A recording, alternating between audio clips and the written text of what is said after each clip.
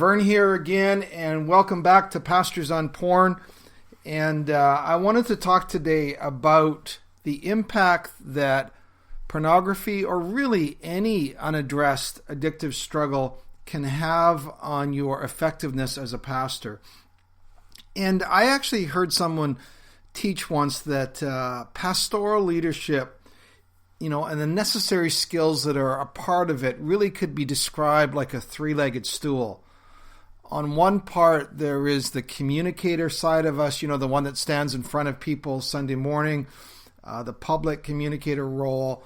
Another one is the leadership role, where we're taking the organization and moving it forward, solving problems and walking out a vision. So that whole leadership side of it.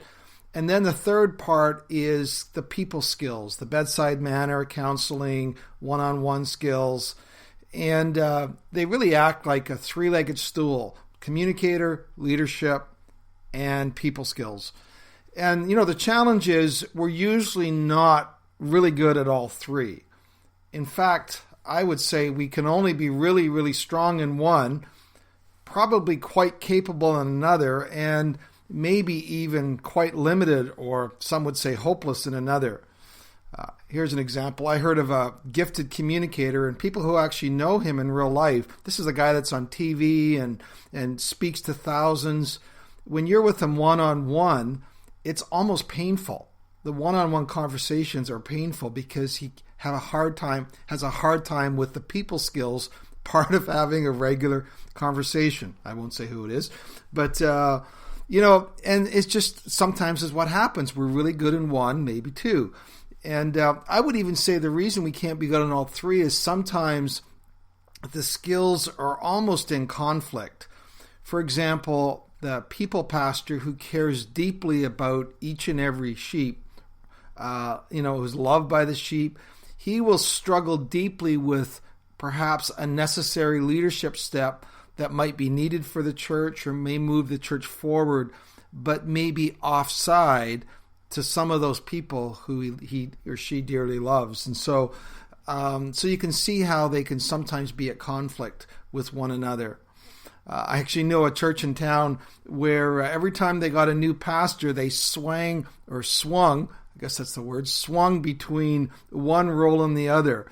They would go, okay, well, this last guy wasn't very good, so the next guy we get in, we're going to make sure he's really good at this. And they thought that by getting a new pastor, they could simply bring in a new strength, that they didn't have in the old pastor, and somehow fail to avoid a new weakness or limitation that would come into their church. And so you have these big pendulum swings between churches.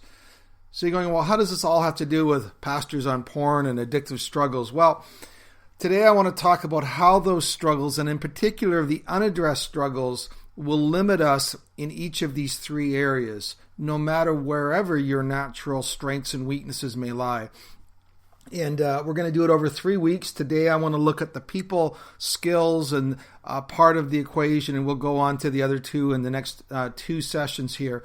But you might think that your issues are safely tucked away, but hopefully over the next 3 weeks or next 3 podcasts, I can show you how they have deeply affected you and your leadership. And I'm not sharing this as an outsider, but I'm sharing somebody who resembles these comments and who has recognized the effects that these have had on my life. So please, I'm not here to shame you or judge you or guilt you, but hopefully they can open your eyes and increase maybe the willingness or readiness for you to deal with those things which limit you more than you realize. So today we're going to do the first leg of the stool, which is the people side, the pastoral side of our role as a pastor. And let me say this. Number 1, pastors on porn are unhappy people. Over the years, I've noticed that others, when they go through a season, this is people in our church, when they go through a season where they're unhappy or frustrated with my leadership, I know it's hard to imagine, they're actually usually unhappy or frustrated with something going on in their own life. Now, we've had lots of people over the years who've come and gone, and when people are unhappy or frustrated, many of them at some point disengage from our church and go elsewhere. Some of them work through it, and some of them are still with us. But here's the connection. The connection is oftentimes they're really first and foremost happy with their own life, their own environment, themselves. They're unhappy with their own job, their own kids, their own marriage, and they're just unhappy or going through an unhappy period of time or a season in life. And when they're in that place, they are very vulnerable to project that out and be unhappy towards the church and the leadership of the church. Of course, again, counselors would call that projection, but people often fail to recognize how their own unhappiness with their life really gets lived out with the way they see the world around them. Now, of course, it's easy for us to talk about other people, right? But how does that affect us? Well, over the years, I realized when I am feeling deep angst, unhappiness, shame about my behavior, I'm crazy to think that that doesn't affect the way I deal and treat and see those closest to me. People who have unaddressed struggles, people who are struggling with things like porn or other things that are unaddressed, or they feel, when I feel completely unsuccessful in dealing with those, I am way more subject to irritability, moodiness, and anger. If you don't think so, ask your wife or kids or closest friends. I mean, just ask this question. When are you more likely to feel short with your kids, for example? When you had a bad day at the office, and you know what I mean by a bad day, or when you had a good day and you feel that you were leaning into life and God's call for you and choosing life at every turn? Of course, you're shorter when you bring that frustration home from the office. Well, we bring things home from the office as a metaphor all the time, and we may not even realize it. So, first of all, pastors on porn are unhappy people, and more importantly, are experienced by others in that way more often than we care to think. Here's a second one. Pastors on porn need to live. If you are unaddressing this in a significant, serious way in your life, you are needing to live in one form of denial or another. You know, to really lean into your inner life, your inner needs, your inner fears, requires what the 12-step program calls a fearless moral inventory. And you need to be willing to expose anything which has crawled under your bed, so to speak. You need to be willing to expose things that you've grown up with in your childhood, things that you've experienced in your dating relationship. And all of those, if you are unwilling to go there, you will live in denial in one form or another. And if that is the case with you, then you can't really be present and attentive to the needs, emotions, and journey of other people who are going through exactly the same thing. If you haven't taken a journey inward, you can't help other people take a journey inward. All you're going to be doing is dealing with surface level problem solving. You're going to be dealing with one crisis after another of a personal level, but where you're never actually going to be able to deal with the roots that are behind the fruits of people's lives that you see. And why is that the case? Because you've never really addressed them in yourself and with yourself. So that's the second thing that will cause you, your people skills, your effectiveness as a pastor in the truest sense, to be limited. Here's the third one. Pastors on porn are isolated people. When you have unaddressed needs, unaddressed addictions, struggles in your life, it will inevitably make you isolated. Recently, I was listening to the author of a leadership book. It was Bill Thrall. I think it's called The Leadership Ascent, but it was on a great podcast called Restoring Your Soul with John Michael Cusick. And this is what he says. The number one cause of leadership breakdown is not a skill letdown. The number one cause of leadership breakdown is isolation. there's not even a close second. So, isolation is a key, and we spoke about that in a previous podcast, to understanding leadership breakdowns. But it's also key to understanding the person we bring to all of our relationships.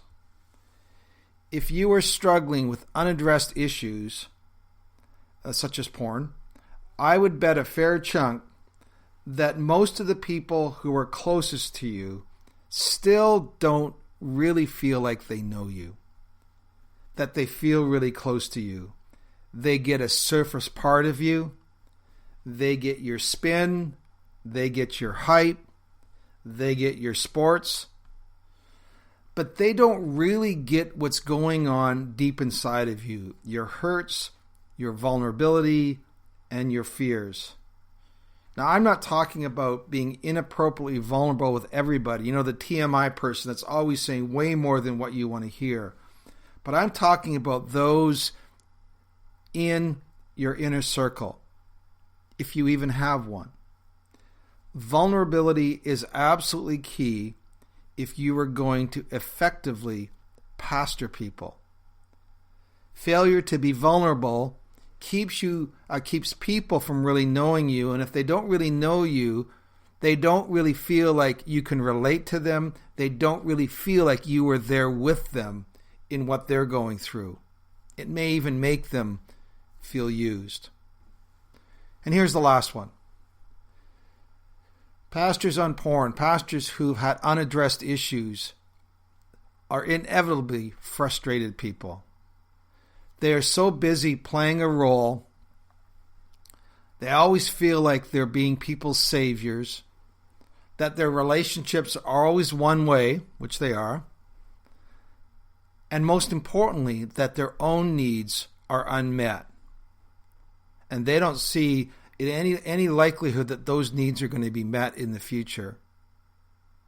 Why? Because they're isolated, they're not sharing their needs, but over time they don't feel they can, but they go, this is not working and I am not having my deepest core needs met. And they become more frustrated, and I would say even more cynical over time. I had a talk this last little while with a frustrated, cynical pastor, and it was sad. The no good deed goes unpunished variety. And, after talking to him, he was like, you know what? Me and my family, we're the only ones really following God in our church. In fact, I think we're the only ones following God in our entire community. And I was thinking to myself, really? Now, I don't know what his current struggles are, but I do know that he's lost his ability to really help people because of his failure to deal with his deep hurts and frustrations. Unaddressed addictive struggles will keep you there, and you will become more and more frustrated over time.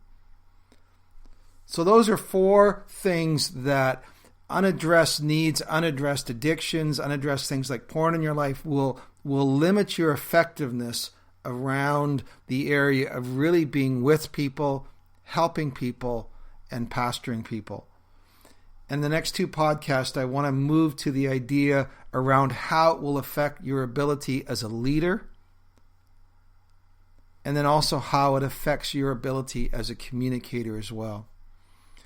Let me just say, if you haven't been to the website, it's bandofbrothers.care, C-A-R-E, and we're actually in the process this month. It's March 2019, early March. We're in the process of creating 2 online Zoom groups. I'm creating just a general group for men who are really wanting to break free from addictive and unwanted sexual behaviors in their life.